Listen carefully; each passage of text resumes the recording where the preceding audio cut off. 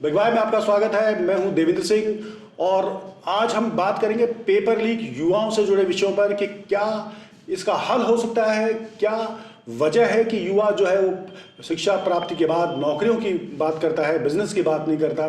और बेसिकली शिक्षा में ऐसी क्या मूलभूत सुविधाओं की या मूलभूत परिवर्तन की ज़रूरत है जिसको लेकर यूथ और भविष्य, जिसको देखकर पॉलिटिकल सिनेरियो बन रहा है कि यूथ की तरफ क्या बदला जाए, जो देश के हालात हैं वो बदल जाएं।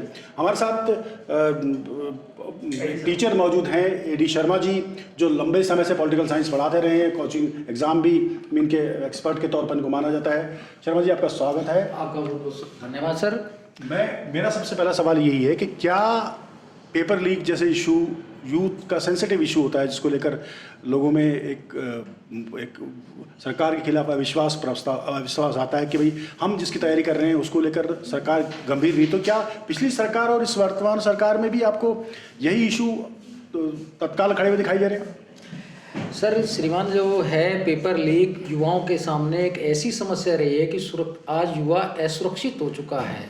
युवा अपनी पूरी जान, अपना जीवन और उनका परिवार परीक्षा की तैयारी में लगा देता है, लेकिन आज जो पेपर लीक के प्रकरण कांग्रेस सरकार में हुए उसके कारण से आज युवा असुरक्षित महसूस कर रहा है, अकेलेपन की समस्या से ग्रसित हो चुका है। आज अकेलापन इतना अधिक आ गया है, अगर उससे कहें कि वो एग्ज़ाम की तैयारी कर ले तो कहता है कि इसमें तो पेपर लीक हो जाएगा, मैं क्या तैयारी करूँगा। तो इसलिए इस असुरक्षा की भावना को दूर करना नई सरकार जो बीजेपी के नेतृत्व में, भजन लाल जी के लिए नेतृत्व में बनी है, उसका काम है कि युवाओं में विश्वास दिलाना कि पेपर लीक नहीं होने देंगे। अब इस पेपर लीक में कौन कौन लोग शामिल हैं उन पर सख्त कार्रवाई इस नई सरकार को करनी चाहिए, लेकिन मैं कुछ सुझाव जरूर सरकार के समक्ष आपके माध्यम से रखूंगा कि सबसे बड़ी दिक्कत आ रही है कि जो सरकारी शिक्षक हैं, प्रिंसिपल के पद पर हैं, कॉलेज लेक्चरर हैं, वो खुद कोचिंगों में जाकर पढ़ा रहे हैं और एक नक्सेस के रूप में काम कर रहे हैं। वो कहीं ना कहीं कॉलेज सेंटर, स्कूल सेंटर को बुक कराते हैं, खुद ही ना पैसे ले लेते हैं। सबसे पहले इस नई सरकार को चाहिए कि ऐसे जो भी सरकारी शिक्षक हैं और कोचिंग जगत में काम कर रहे हैं या कोई भी इस तरीके की प्रतियोगी परीक्षाओं के लिए इलीगल काम कर रहे हैं, उन्हें रोकना होगा, तभी कहीं ना कहीं इस नक्सेस पर पूरा कंट्रोल होगा। और साथ में इनके संबंध क्या है शिक्षा संकुल से और आरपीएससी और अधीनस्थ कर्मचारी चयन बोर्ड से भी हैं। तो ऐसे सरकारी शिक्षकों को अपने नैतिक दायित्व का दिखाना होगा कि वो अपना स्कूल का संचालन करें, अपने कॉलेज का संचालन करें और कोचिंग जगत की गरिमा को भी ना बढ़ाए। मैं पिछले 25 सालों से कोचिंग जगत में पढ़ा रहा हूं, लेकिन मैं अपनी मेहनत में विश्वास करता हूं। मैंने दिल्ली, इलाहाबाद, पटना सभी जगह राजनीति विज्ञान को पढ़ाया है, लेकिन हम लोग कभी पेपर लीक का मार्ग बच्चे को नहीं बताते, उसे मेहनत का, परिश्रम का, लगन का मार्ग बताते हैं। लेकिन आज जो इस तरीके के लोग जो तुच्छ पैसों के लिए या चंद भौतिक स्वार्थों के लिए इस प्रकार की कार्रवाई कर रहे हैं, उससे पेपर लीक की घटनाएं ज़्यादा हो रही हैं। तो इन घटनाओं पर नई सरकार को रोक लगानी होगी और ज़्यादा से ज़्यादा एक्शन लेने होंगे। और साथ में ऑनलाइन एग्ज़ाम होता है तो उसकी व्यवस्था करनी होगी।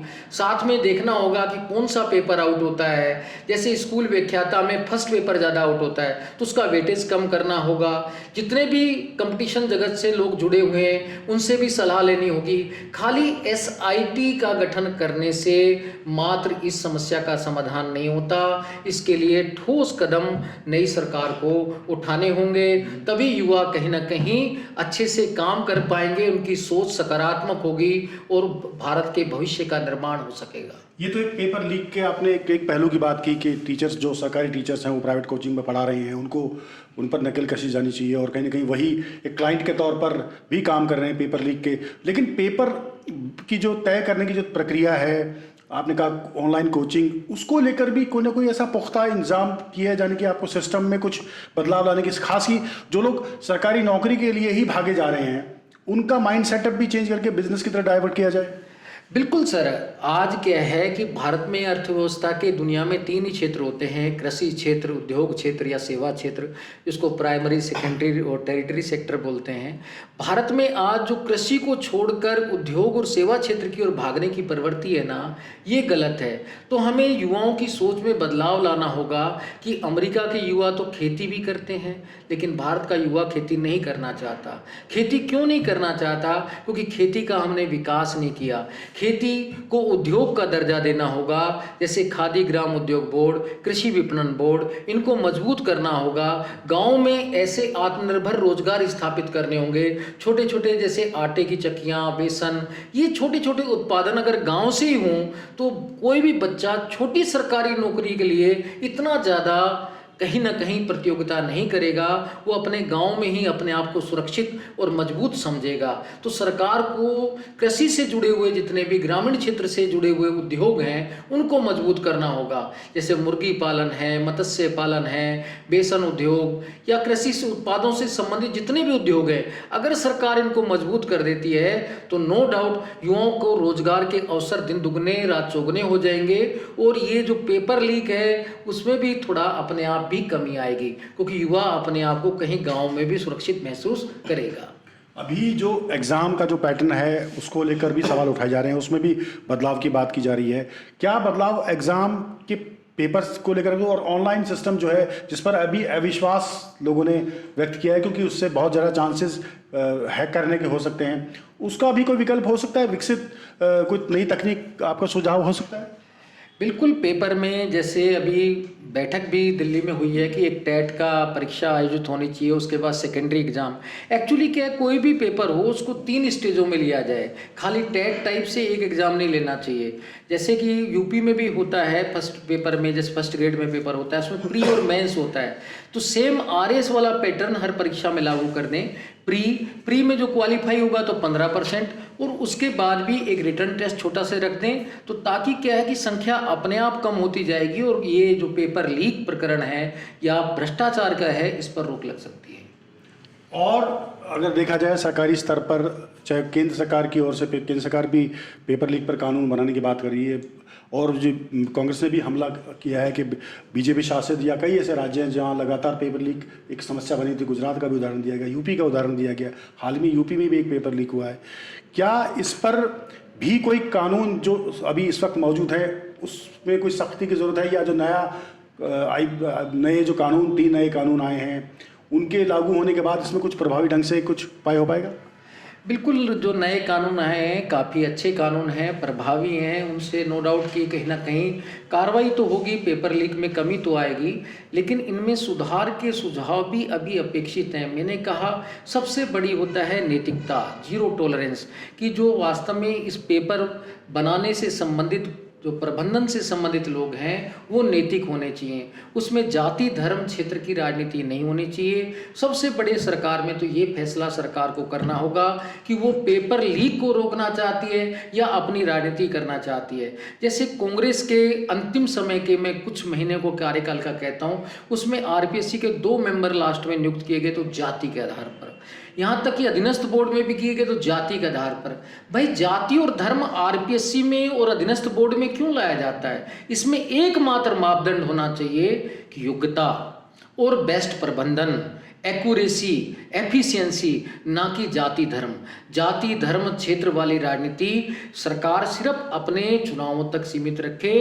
अगर वो इन संस्थाओं में ये राजनीति करने लगेगी तो उससे पेपर लीक रुकना मुश्किल हो जाएगा। अभी जिस तरह से नई शिक्षा नीति आई है उस नई शिक्षा नीति में भी जो मार्क्स हैं उसको हतोत्साहित किया गया है और प्रोत्साहित किया गया है ग्रेड्स को देने में, और कहीं ना कहीं जो एक्स्ट्रा एक्टिविटीज़ जो बच्चा सीखता है उसको भी खासकर उसको स्वरोजगार की ओर से जो आगे प्रेरित किया जाए, उसको लेकर भी आपको लगता है कि आगे आने वाले स्तर पे ये भी एक बड़ा परिवर्तन मुख्य तौर पर साबित होगा युवाओं की सोच नौकरी के प्रति, बिजनेस में डेवलप होने में? बिल्कुल, ये मोदी जी का एक अच्छी पहल है। इससे युवा मात्र सरकारी नौकरी के पीछे नहीं भागेगा, वो अपने रोजगार के नए नए अवसर तलाशेगा। अगर रोजगार के नए नए अवसर तलाशेगा तो उससे न केवल भारत का निर्माण होगा बल्कि भारत महाशक्ति बनने की ओर भी अग्रसर होगा। तो ऐसे कदमों को बनाया तो अच्छा गया है, लेकिन जब तक इनको अमल में नहीं लाते, इनका क्रियान्वयन नहीं करते, तो इनसे अच्छे परिणाम नहीं आएंगे। तो मेन चीज़ है नीति निर्माण के साथ साथ क्रियान्वयन भी बेहतर होना चाहिए और उसकी समीक्षा भी बेहतर होनी चाहिए, फिर उसका पुनः क्रियान्वयन भी बेहतर होना चाहिए। तो अब हमें उसके क्रियान्वयन, बेहतर क्रियान्वयन पर बल देना होगा। तो AD Sharma ji political science के बड़े विशेषज्ञ के तौर पर उनके अनुभव जो है, उन्होंने न केवल पेपर लीक बल्कि युवाओं को क्या दिशा दी जानी चाहिए, सरकारों को क्या करना चाहिए, सरकार किस तरह से सोचे कि युवाओं के लिए जो सुरक्षित भविष्य की बात, युवा जो उनसे उम्मीद लगाए बैठे हैं, उनके सामने क्या विकल्प हैं, उसका एक सुझाव उन्होंने देने का प्रयास किया। तो बिग वाई में अभी इतना ही। अगली बार फिर एक नए बिग वाई के साथ आपके सामने हाजिर होंगे।